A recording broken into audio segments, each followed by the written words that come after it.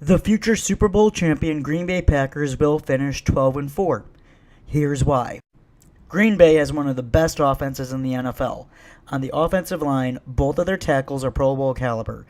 Both guards, Jari Evans acquired in the offseason, and Lane Taylor are Pro Bowlers. Corey Linsley, the center, is at the very least a top 10 center, if not top 5. Football Outsiders has the Packers' offensive line ranked 4th as a whole.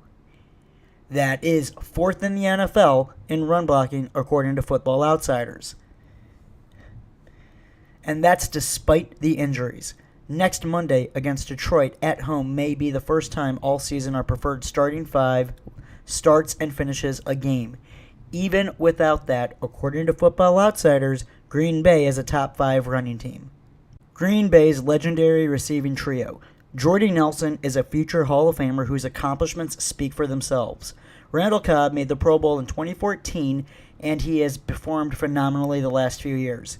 The immortal Davante Adams was second to Jordy Nelson in receiving touchdowns last year, and he appears to have improved this year. Plus, you knock him out, he'll pop right back up. I challenge anyone to show me a more talented receiving trio in the league than these guys. No matter who the QB is, it's only a matter of time until these guys break loose. Tick-tock. Tight ends. Pro Bowler Martellus Bennett has been a bit slow this year, but that's primarily due to Green Bay having no healthy tackles until Week 7. Regardless, he is still a top 5 tight end in this league. Lance Kendricks is a very talented tight end whose talent is honestly top 10, maybe top 5 in this league. Martellus and Lance make up one of the most talented tight end duos in the league. Presuming health, it's only a matter of time. Tick-tock. Running backs. Aaron Jones is playing like the offensive rookie of the year. He turned an epidemic into an opportunity. Since taking over the starting job from the talented Ty Montgomery, Aaron Jones has won Rookie of the Week 2 out of 3 times, both of which were his only starts. Quarterback. Brett Hundley has the talent to succeed. He has the legs to evade the rush and the vision to find his receivers, along with the arm to get it to them. Give him time. 2 more games. He doesn't need to be Aaron Rodgers. He'll get us to 12 wins. Overall, a talented offense like Green Bay's will eventually break out. My guess is it will next week against Detroit. Regardless, tick-tock. Our defense is stacked. On the defensive line, Kenny Clark has a forced fumble and a blocked kick in the last 2 games. Mike Daniels is one of the most talented defensive linemen in the league for a reason. Remember Week 1? Clay Matthews is a future Hall of Famer who is having an impressive season. Nick Perry is good with a club and better without it.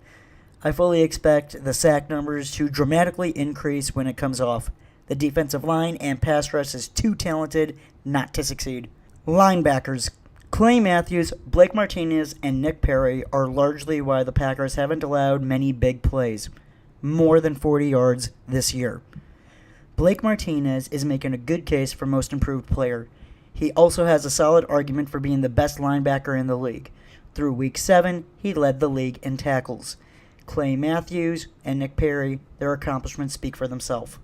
Safeties. Morgan Burnett is the Aaron Rodgers of the defense. With him, the defense is top 10, maybe top 5 in both run and pass. HaHa Clinton-Dix is a Pro Bowler. Together, they are one of the best safety tandems in the league. Josh Jones and Kendall Bryce are also awesome in the Nitro defense. Here are some fun stats for you. With Morgan Burnett, Green Bay allowed 322 yards per game, which would currently rank 12th in the league. In the 2 games without him, they allowed 422 yards per game. Our corners are awesome. Kevin King is playing incredibly well. Week 2, he guarded Julio, and when he did, Julio didn't do too much. There is little reason to doubt him developing into one of the best corners in the league. Demarius Randall has an interception every game since his temper tantrum. Devon House is adequate. Our corners only need to do enough until our pass rush hits home, which it will. The defense doesn't need to be top 10 or even top 5 for Green Bay to go 12-4. They need to do enough to give the incredibly talented offense the opportunities to win. The defense has a ton of playmakers. Remember the Viking game? They will make plays. Green Bay will finish 12-4. I will update my final record prediction after each week, but for now, my prediction is Green Bay will finish 12-4, pending injuries. Based on how the Detroit Lions played against Pittsburgh coming off their bye, I have little doubt Green Bay will win. If we don't, or if Hundley doesn't perform, we should consider getting someone else.